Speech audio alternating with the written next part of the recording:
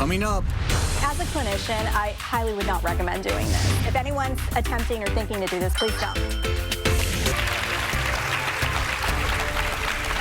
A couple in Japan has recently gone viral for posting photos of a unique solution to dealing with their child's separation anxiety. So look at this.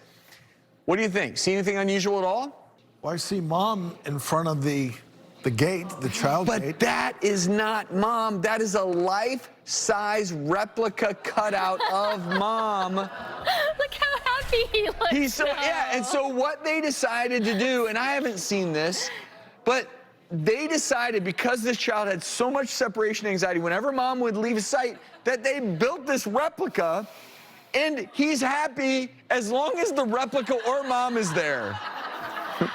So, Rena, I have a feeling I know what you're going to say, but is this really a good way to cope with separation anxiety in your toddler? Right. I mean, as a clinician, I highly would not recommend doing this. So if anyone's attempting or thinking to do this, please don't. I love that. And I mean, think about it. Our whole goal as our children, is foster independence, autonomy.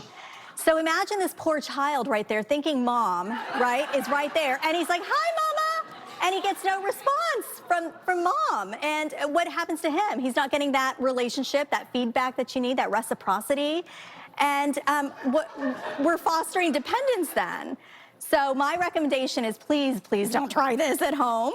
And the other aspect of it is when children enter preschool, right? That's usually their first experience away. They go to a daycare, they go to a preschool, and what do we want? We want them to feel secure, and we want them to explore and know at the end of the day that mom and dad are coming to pick them up. And having a situation like this really isn't fostering that type of development. Yeah, and if your child packs up the cardboard, mom, and puts it in their car when they're going off to college, that's a That's a big red flag. that's a red flag. That may not go over too well in the dorm.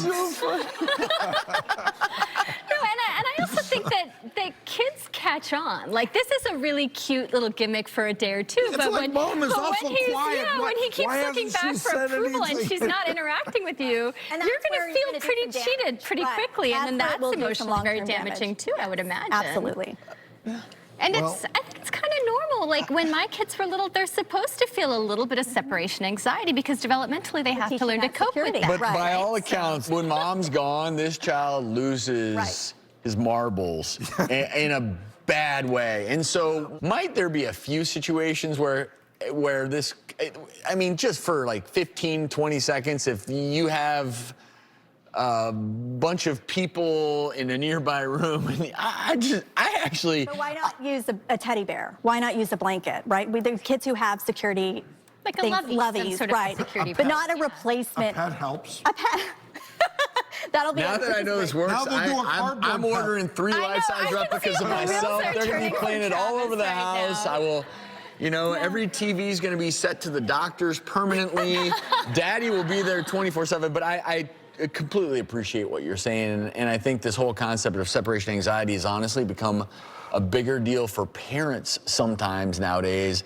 But I think it also highlights going through this short period of difficult transition, if you will. Can I ask you one real quick question? Yes. What age at which, with these types of tantrums, where it's mom must be there, is there an age at which you'll sort of naturally grow out of that? Yeah. So around 6 months of age is where children really start to differentiate. You know, we laugh and we look at it and we're like, wow, this child can't discriminate between a cardboard and mom. But it's very common to see 4-legged animals and think they're all dogs when they're that young. But around 6 months, they start to develop that stranger danger. And around 1, 2 years old, I want to say those toddler years, they're really starting to gravitate and gain those independence. And one of the biggest recommendations I make is, as new parents, I'm going to give you this advice right now. Go out on a date. Don't be afraid to leave your child with a loved one or a sitter because, again, we're wanting to teach autonomy. That's the healthiest thing you can do. We're at a time where we are those hovering parents. We want to enable our kids, but we're not doing them justice by even leaving for short. Go to the grocery store for 30 minutes and practice those skills because that's what you want to teach. You know how I heard through the grapevine the way they helped this child get over separation anxiety is they dropped him off at a rave. And Go at it. Yeah, but first 10 seconds were rough, but after that, He was doing the Yeah, but he sprinkler. won't go to the rave. Really attached to the sprinkler. Like that's he your won't- It's an easy choice. move. He won't go to the rave, though, without his cardboard mom. He needs his He cardboard needs mom. to be there. Rena, thanks so much. Really Thank you so appreciate your much. input. We'll be right back.